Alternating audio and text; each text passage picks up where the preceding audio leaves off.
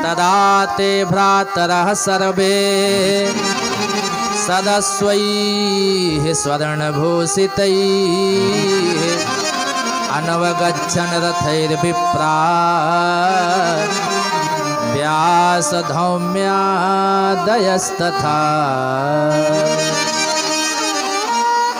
भगवान पांचों पांडवों को लेकर व्यास धौम्य आदि सभी के साथ स्वर्ण जटित रथ पर विराजमान होकर पितामह भीष्म के पास पहुंचते हैं, जहां पर पितामह भीष्म बाणों की सैया पर पड़े हैं और अंतिम समय में उनको भगवान के आने का इंतजार है। भगवान जब पितामह भीष्म के पास पहुंचे तो पांडवों के साथ प्रणाम किया और पितामह भीष्म भगवान से कहते हैं कि हे प्रभु, सदैव देवो भगवान प्रतीक्षता कलेवरं यावदिदं हिनोम्यहम्। प्रसन्नः सारुणलोचनोल्लसत्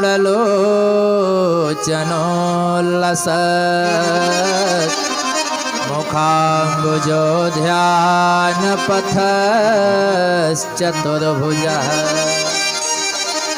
पितामह भीष्म भगवान से कहते हैं कि भो देव भवान तावत प्रतीक्षताम अहम इदम कलेवरम यावद न हिनोमि। हे प्रभु, आप मेरे सामने खड़े होकर तब तक मेरी प्रतीक्षा करें जब तक मैं इस कलेवर का परित्याग न कर दूं।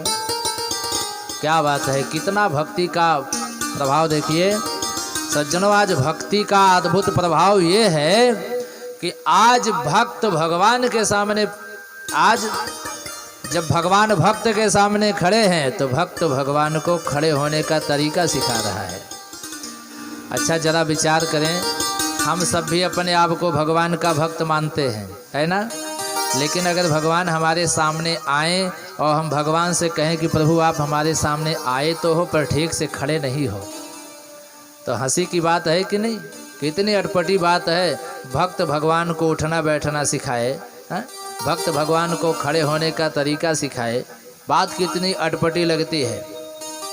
लेकिन भक्ति की पराकाष्ठा जब पार होती है तो भक्त कुछ भी भगवान से कहता है और भगवान को करना पड़ता है। आज भक्ति की पराकाष्ठा पार हुई है पितामह भीष्म के द्वारा। ये भगवान से कहते हैं, आज्ञा देते हैं। अर्जुन ने भी भगवान को आज्ञा दिया है, भगवान भक्ति की आज्ञा का पालन करते हैं। दोनों सेनाएं जब आमने सामने हुई कौरव पांडव की, तब अर्जुन ने भगवान से कहा था, सेनयोर उभयोर मध्य रथम स्थापय में अच्युत। हे गोविंद, दोनों सेनाओं के बीच में लेकर के मेरा रथ चलो और खड़ा करो, दोनों सेनाओं के बीच में आज्ञा देते हैं। जब भक्ति की पराकाष्ठा पार होती है तो भगवान भक्ति की आज्ञा का पालन भी करते हैं। आज भगवान से पितामह भीष्म कह रहे हैं कि प्रभु भवान तावत प्रतीक्षता अहम इदम कलेवरम यावद न हिनोमि। आप तब तक मेरे सामने खड़े होकर के प्रतीक्षा करें जब तक मैं इस कलेवर का परित्याग न कर दूं। भगवान ने कहा कोई बात नहीं भक्तराज, मैं खड़ा हो जाता हूँ। भगवान खड़े हो गए। पितामह भीष्म ने कहा महाराज मैंने कह दिया और आप ऐसे मुंह बना के खड़े हो गए, ऐसे काम चलने वाला नहीं है। मैंने कहा और आप मुंह बना के खड़े हो गए। भगवान ने कहा अरे भाई इसमें मुंह बनाने की क्या बात है, जैसे कहो वैसे खड़ा हो जाता हूँ, क्या बात है। भगवान कहते हैं जैसे कहो भक्तराज वैसे ही खड़ा हो जाता हूँ।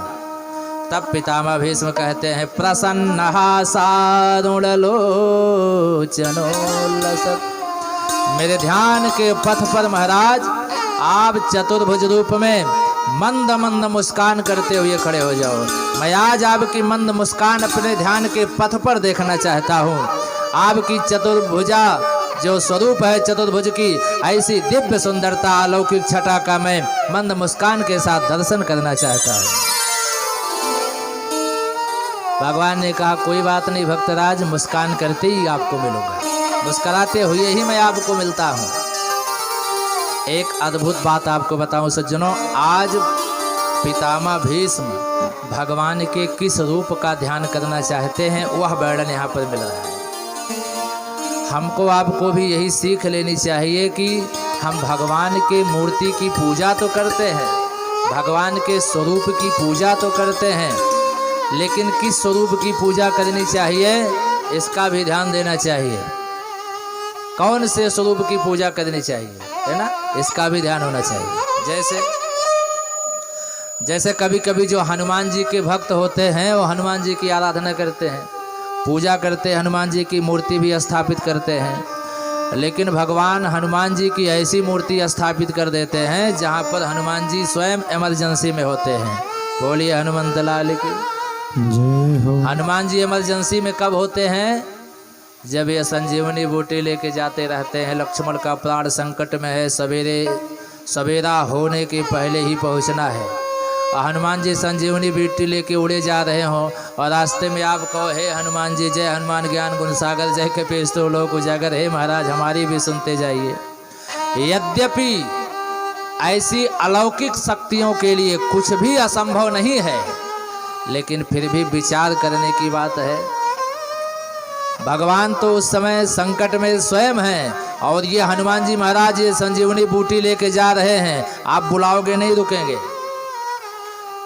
अथवा अगर हनुमान जी राम जी के ध्यान में बैठे हों और आप कहो महाराज हमारी सुनो, हनुमान जी तो राम जी का ध्यान कर रहे हैं और आप कहो हमारी सुनो, कैसे सुनेंगे? ऐसे जैसे जब आप अपने घर में पूजा स्थल पर पूजा करने के लिए बैठते हो और जिस समय आपका मन पूरी तरह से पूजा में लग जाता है, ईमानदारी से बताओ आपके घर का छोटा बच्चा जो आपको प्राणों से ज़्यादा प्यारा है और वो जब जोर से आवाज़ करता है तो आपको गुस्सा आती है कि नहीं?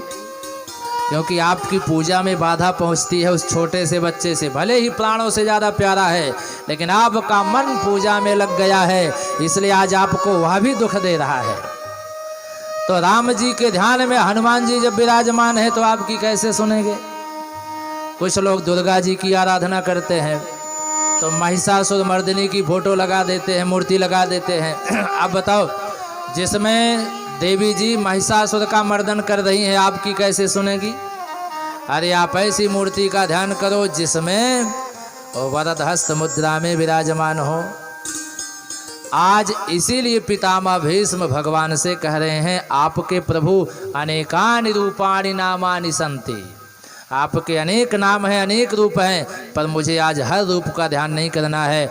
आज मुझे आपका वह रूप चाहिए जो प्रसन्न हासारुणलोचनोल्लसन, मंद मंद मुस्कान करते हुए प्रभु जब आप खड़े होते हो ना, वो रूप मुझे बहुत प्रिय है। तब पितामह भीष्म भगवान की पुष्पिताग्रा छंद में सुंदर स्तुति गाते हैं। इति मतिरुपकल्पिता वितृष्णा भगवति सात्वत पुंगवे विभूमनि स्वसुखमुपगते क्वचिद् विहरतुं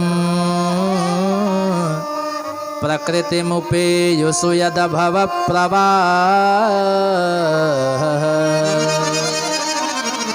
हे परमात्मन, मैंने इस बुद्धि रूपी पुत्री को तमाम यज्ञानुष्ठानों से आपके लिए पवित्र करके रखी है और ये निवेदन करता हूँ कि इस मति रूपी पुत्री को अपने चरणों में स्थान दीजिए। मतलब जन्म जन्मांतर तक मेरी बुद्धि में आपका ही स्मरण बना रहे, मैं यही चाहता हूँ। भगवान का ध्यान करते हुए पितामह भीष्म भगवत प्राप्ति करते हैं। कुछ लोग कहते हैं कि अगर पितामह भीष्म के सामने अंतिम समय में भगवान दर्शन ना दिए होते तो इनको वैकुंठ ना मिलता। ऐसी बात नहीं है। पितामह भीष्म जैसे संत को अगर वैकुंठ नहीं मिलेगा तो किसे मिलेगा? क्या इस दुनिया में जो अत्याचारी, व्यभिचारी, दुराचारी, अनाचारी जो जेब कतरे टहल रहे हैं उनको मोक्ष होगा क्या? पितामह भीष्म जैसे संत बड़े ही अलौकिक, बड़े अद्भुत। कबीरदास जी का तो नाम आपने सुना ही होगा। महात्मा कबीरदास मरने का समय आया तो काशी को छोड़ करके मगहर जाने लगे। काशी के संतों ने कहा महाराज अब कहाँ जा रहे हो? बोले मतलब? बोले अब आपका मरने का समय निकट है, वृद्धावस्था आ गई है, अब आप काशी में ही निवास करो। तो कबीरदास जी ने कहा काशी में मरने से क्या होगा? बोले काशी में मरने से मुक्ति होती है। कबीरदास जी ने कहा जब कबीरा काशी मरे तो राम ही कौन नहीं हो रहा। काशी तो ऐसे ही मुक्तिदायिनी नगरी है, यहाँ कबीर ही नहीं कोई भी देह त्याग करे उसका तो वैकुंठ होना ही होना है।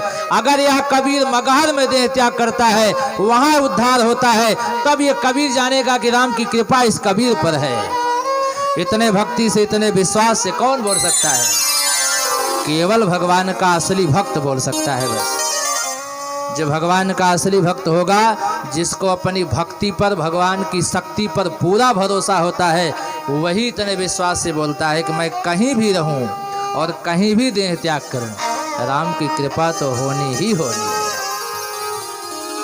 और यही भाव जिस दिन हमारे आपके मन में आ जाए कि हम कहीं भी रहें, हम भगवान के ही होकर के रहेंगे और भगवान हमारे होकर के रहेंगे, उसी दिन भक्ति की शक्ति ऐसी अलौकिक रूप से दिखेगी कि ऐसा चमत्कार दिखेगा कि आप यकीन नहीं कर पाओगे। बोल वृंदावन बिहारी लाल की जय हो।